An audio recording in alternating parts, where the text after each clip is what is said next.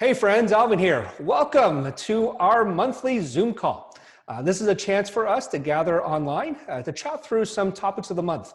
And this month specifically, we're looking at hybrid youth ministry.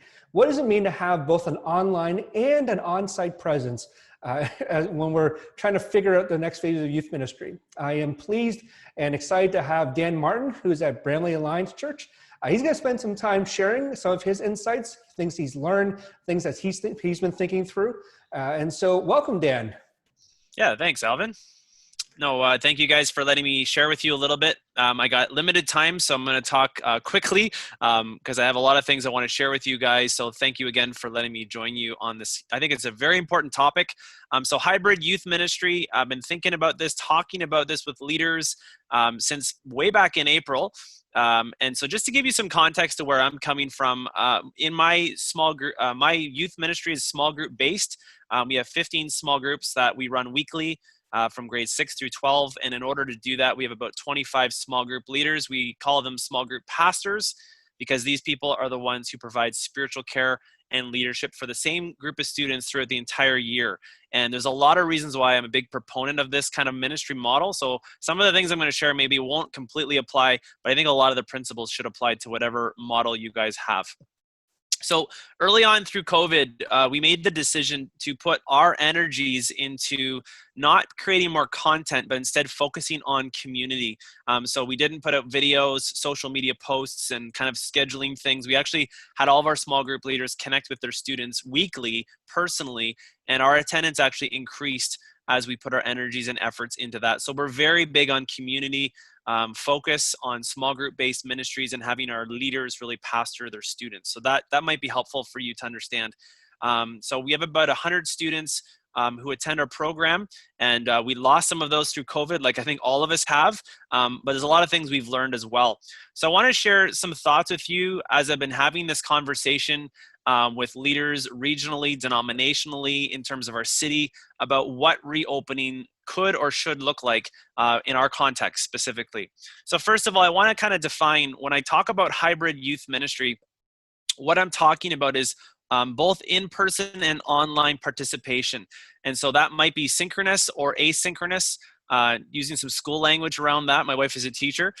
So that's kind of what I'm referring to. So what we wanted to do is make sure we didn't create two separate ministries, one online and one in person, but actually one unified ministry that easily allowed integration from our online students back into the in-person experience. Kind of like streaming a live Sunday service. We wanted to provide the same option for students to be able to just jump right back in when they feel safe to do that. So why a hybrid youth ministry? Why not just do online or just do in person? Well, one of the things that hybrid really allows you to do as a youth leader is to minister to all your students at the same time, whether they're in person or whether they're online. The reality is, I'm sure you guys are feeling it too. Both students and leaders are experiencing Zoom fatigue. A lot of my students are tired of it. The novelty probably wore off back in May. And so the in-person, if you just go in person, it basically means you're excluding all of your online students. And we just did a survey in our youth ministry. 20% of our youth families that we surveyed said that they won't be returning anytime soon. It's a bit lower. I expected it to be about 30%, so that's encouraging. But 20% of my students, and then a quarter of my students said that they're going to wait and see. So the problem with just doing in person or just doing online is that about 50% of our students we wouldn't be able to minister to. Now, another reason why hybrid I think is helpful is it allows you to pivot easily.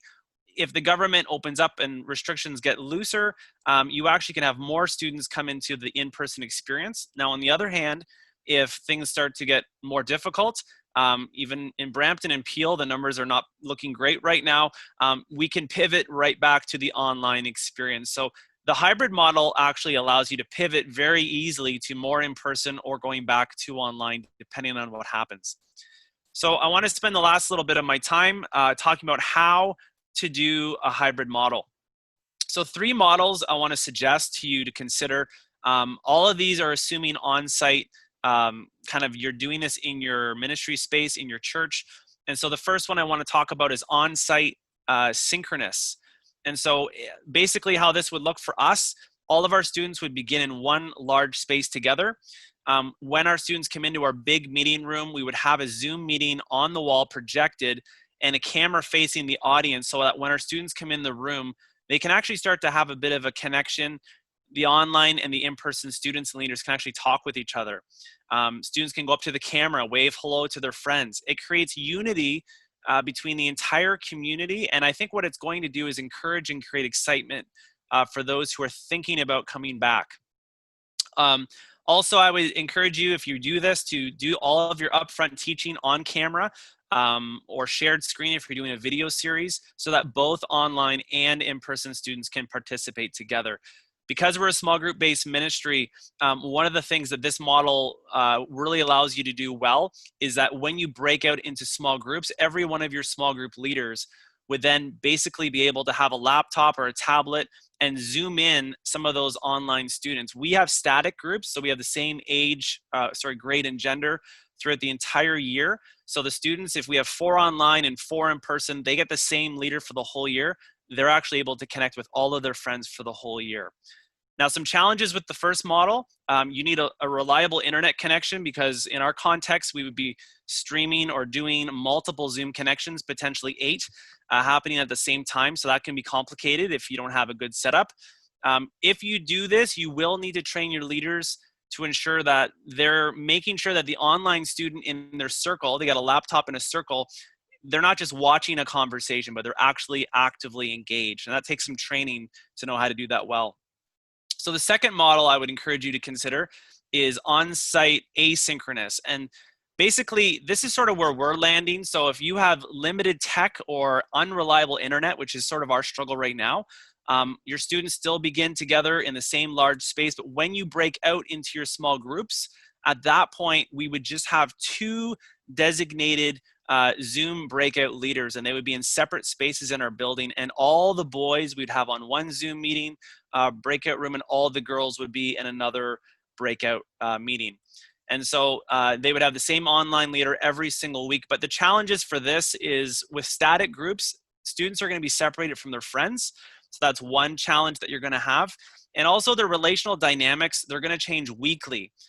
So every week we're going to have different students mixing together online. So that does kind of end in a bit of an inconsistent group setup. Now, the last one I want to suggest to you is an on-site staggered option. For those of you, maybe like me in some ways, you might have very limited space. And so you're like, we could never get, all of our students back to in-person, so we're not going to even think about it. One of the things that we've considered is potentially having like grade 9 and 10 as an example come in from 7 to 8, and then grade 11s and 12s come in from 8 until 9. And so you could do that as a consideration, so you could have a rotation. So at least your students are getting 1 or 2 in-person experiences a month. Some of the challenges with the final option is the different groups and grades never get to interact really. They're just passing each other in the night. Entrance and exits you have to consider. There's some challenges with that. And you would need to sanitize your spaces if they're shared between the different groups. And so for the last few minutes, just some tips I want to share with you. Number 1, I would say survey the parents and students. If you do this, we've created a survey that lets us know if it's a student or a parent, because a lot of students will say, yes, I want to come back to in-person, but the parent who's driving them might say, no, we're not ready to do that. So if you create a survey, try to break out your responses so you know who's responding to your question. I'd also encourage you to go through your building and figure out what is capacity for you, because the bigger question of 30% capacity is how many students can we socially distant in our current spaces. Post the numbers on those classroom doors so you know how many students you can actually have in those rooms. I would also encourage you to have an online registration form. We use JotForm. That allows you to have contact tracing and measure your room capacity so you don't go over. Basically for us, once our rooms are fully booked, then no more students can sign up for those spaces. And so that stops you from having to turn students away at the door. And then the last couple here, touchless check-ins, that's a huge one. I would encourage you to have a separate greeting team at the door of your church. They would do your health assessment check.